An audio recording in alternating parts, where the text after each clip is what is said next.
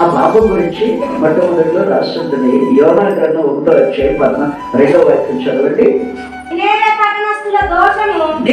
పట్టణస్థుల దోషము నా దృష్టికి ఘోరమైన గనుక నీవు లేచి యోనా నువ్వు లేచి నినెవే మహాపట్టణములకు పోయి దానికి దుర్గతి కలుగునని ప్రకటింపుము.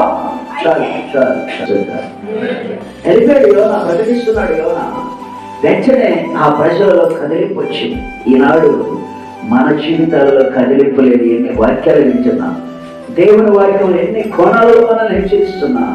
హెచ్చరించిన క్షణమే సరిచేస్తున్నామని అనుభవం లేక కాదు, సరిచేసుకునే మనస్సు లేక, పశ్చాత్తాపడి ఒప్పుకునే మనస్సు లేక, ఒప్పుకుని విడిచిపెట్టలేక దాన్ని అలానే కొనసాగిస్తూ పాపానికి పాపం కొంతమంది కూర్చుకుంటున్నారు.